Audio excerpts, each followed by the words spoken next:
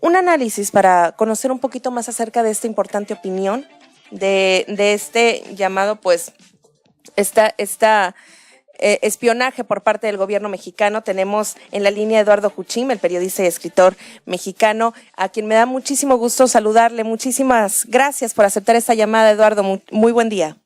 Muy buen día, Adriana. Me da mucho gusto saludarla a usted y por su conducto a su auditorio. Yo creo gracias. que bueno, estamos ante una situación muy grave, ante otro escándalo en el gobierno de Enrique Peña Nieto, al que ciertamente no se le ha dado una respuesta adecuada por parte del propio gobierno.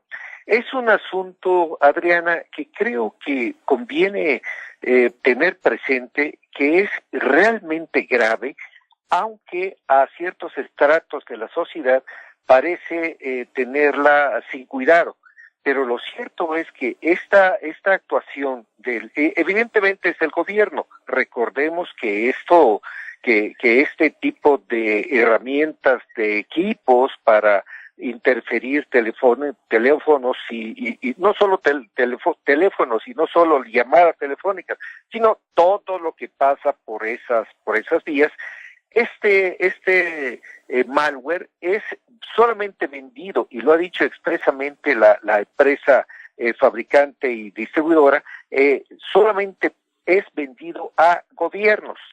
De tal suerte que si vemos además el tipo de gente que fue intervenida, que fue espiada, pues es clarísimo que la procedencia es del gobierno. Y decía yo que esto debería importar a toda la sociedad, porque se viola por una parte un derecho elemental, un derecho humano elemental, que es la privacidad. Pero además, si vemos los personajes que han sido espiados, nos vamos a dar cuenta que son periodistas, es decir, gente que se dedica a recabar y a difundir información, y defensores de derechos humanos, lo cual lleva a preguntarse, bueno, si esos instrumentos, si esos equipos fueron adquiridos para un contexto de combate a la delincuencia organizada, ¿por qué se centran en estos personajes, fundamentalmente periodistas y defensores de derechos humanos?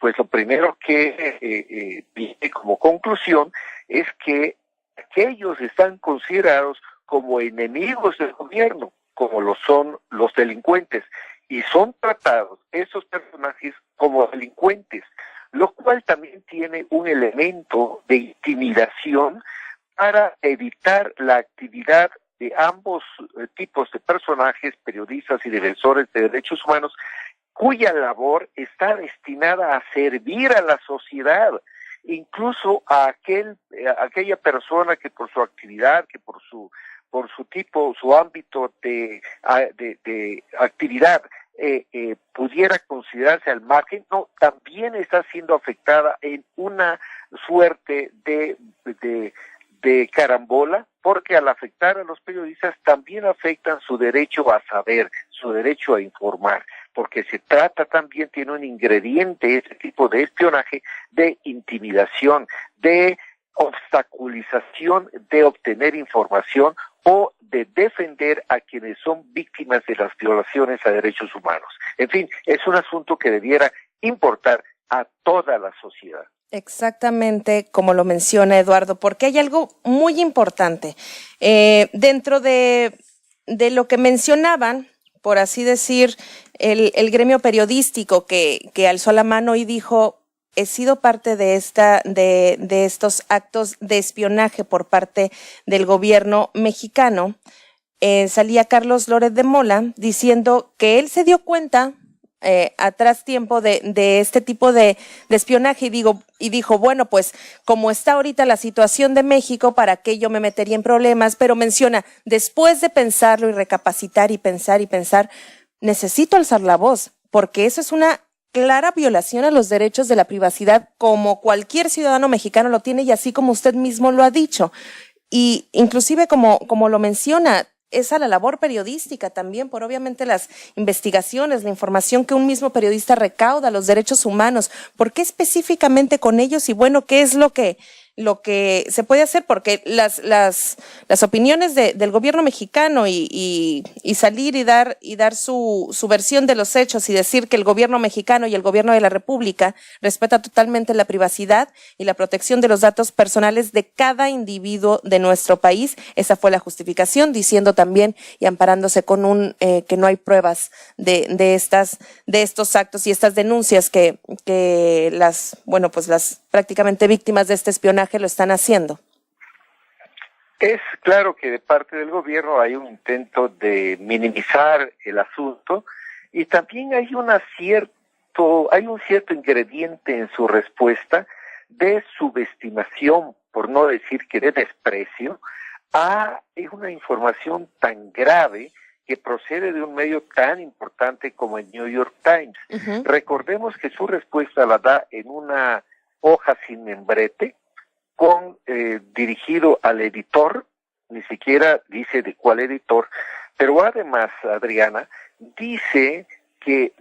dice que no posea el equipo ni que no haya hecho este espionaje, solamente expresa su respeto a la vida privada y dice que no hay pruebas, pero el hecho de que no haya pruebas concluyentes no significa que ese espionaje no se haya dado. Es un matiz en su respuesta que creo que vale la pena subrayar. Dice que no hay pruebas, no que no lo haya hecho, lo cual, desde luego, este gobierno, su reacción ante una cosa tan grave, tendría que ser distinta.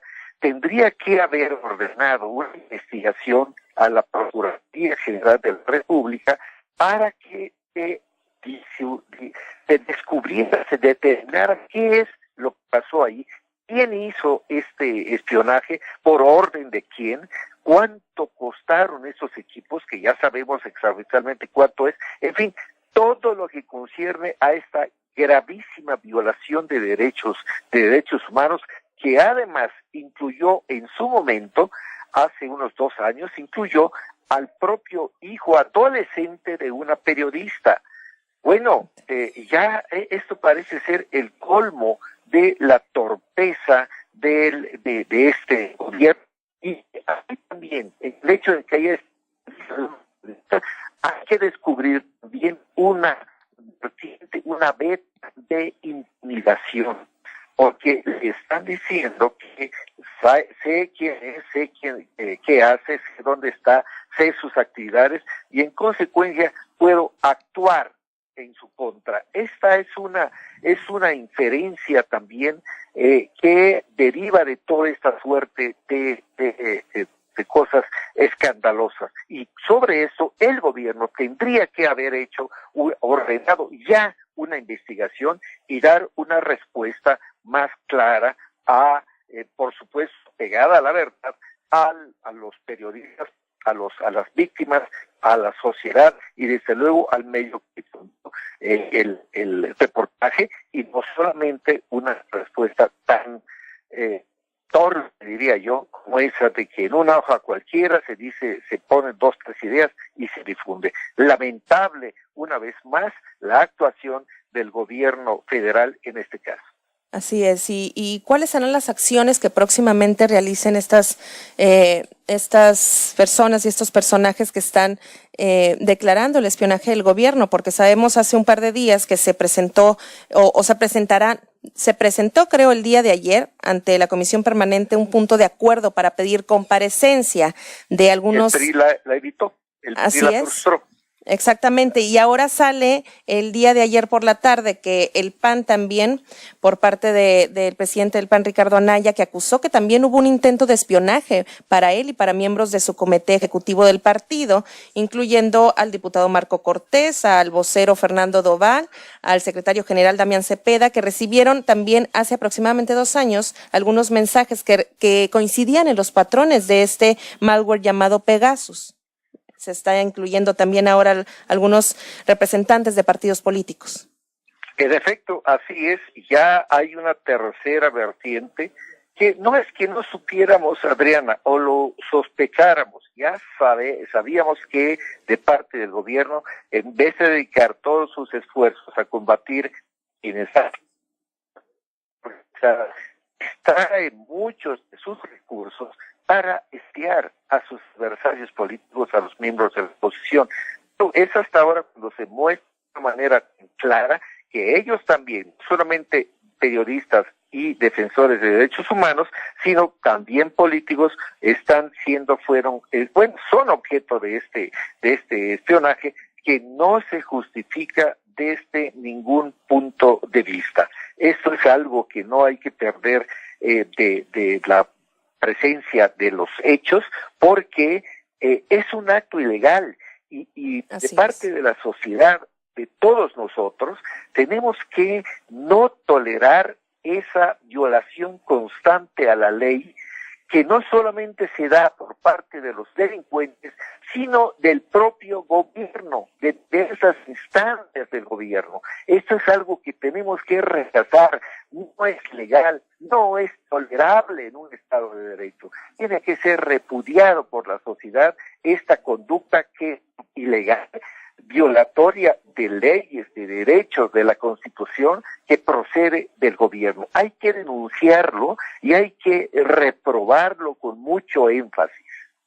Exactamente como lo menciona, y también como parte del sentimiento, por así decirlo, de la ciudadanía, de la nación, está totalmente, pues ahorita, una falta de confianza hacia el mismo gobierno de la República, y es algo tan grave que inclusive tantas voces que han salido en esta semana mencionando, sigue siendo una violación a los derechos de la privacidad, pero no es algo nuevo que nosotros conozcamos. Tal vez ahorita está en el foco público, pero son situaciones de las que se han mencionado años atrás, y algo en lo que prácticamente de repente estamos acostumbrados a escucharlo, se nos pasan los años, podemos olvidarlo un poco, y vuelven este tipo de situaciones que generan una desconfianza tan grande en la misma autoridad, que bueno, cómo poder resolverlo, cómo poder llegar a un acuerdo, porque inclusive hasta el hijo de una distinguida periodista, a Carmen Aristegui, también está involucrado en este tipo y es víctima del espionaje de esta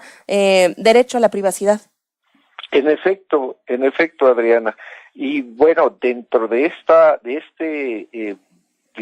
enredo, de este cuadro de ilegalidades por parte del gobierno, es claro que tendría que haber una acción vigorosa de parte del Congreso de la Unión. Pero lo que vemos es que el partido del gobierno está impidiendo que el Congreso ejerza sus atribuciones y sus deberes, porque lo que tiene que hacer también el Congreso es acordar una investigación independiente, ya no de las instancias del gobierno, porque no parecen dispuestas a hacerlo, sino una investigación independiente que ponga a la luz pública quiénes son los responsables directos de este asunto. Y bueno, pero el Congreso resulta luego tan ineficiente que ni siquiera puede acordar una cita al secretario de Gobernación, al director del CISEN, ni siquiera esto puede acordar, que es algo pues elemental que tiene que hacer, como estamos viendo que ocurre en otros países, concretamente en Estados Unidos, y no solo en Estados Unidos, sino en otros países donde realmente rige el Estado de Derecho. Y estoy pensando en el expresidente Martinelli, Ricardo Martinelli, expresidente de Panamá, que ahora está bajo investigación justamente por espionaje durante el tiempo en que ejerció su mandato. Estas instancias son las que en nuestro país lamentablemente no funcionan, o por lo menos no lo hacen oportunamente. Esperemos que en algún momento lo hagan.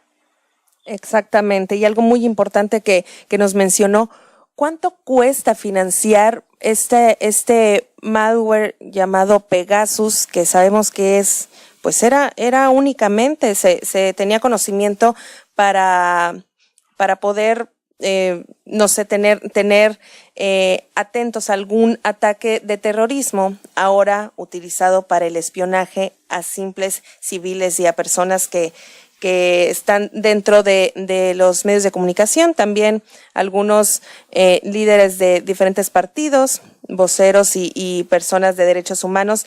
Importantísimo saber los nombres, saber las razones por las cuales están realizando este espionaje de aproximadamente 2 años, el costo que usted mismo menciona, Eduardo, de toda esta acción inconcebible de violación de derechos a la privacidad que se está realizando, y obviamente que no se olvide y que se puedan tener las consecuencias para quienes directamente están involucrados en este tipo de espionaje. Esa tiene que ser la exigencia de la sociedad a un gobierno que ciertamente es de los peor evaluados desde que se hacen mediciones. No hay un presidente con más baja valoración que Enrique Peña Nieto. Y esto, pues, por supuesto, no es una buena noticia. Así es, totalmente de acuerdo. Agradezco muchísimo esta opinión, el análisis y su comentario y punto de vista acerca de este tan importante tema que continuaremos pues esperando y muy atentos de que se pudiera dar con algunas de las respuestas a todas estas preguntas y cuestionamientos que muchas personas y ciudadanía y mexicanos tenemos. Muchísimas gracias, Eduardo, por su tiempo y por poder platicar con nosotros en Proyecto Puente. Encantado y muchas felicitaciones por el esfuerzo y el éxito que está teniendo, la respuesta que está teniendo Proyecto Puente ahora en su nueva modalidad. Muchísimas gracias, de corazón, muchísimas gracias, un honor que nos dé estas palabras y muy agradecidos también por esta llamada y por toda esta opinión, el análisis y obviamente por su tiempo. Que tenga un excelente día, Eduardo. Lo mismo para usted y el auditorio.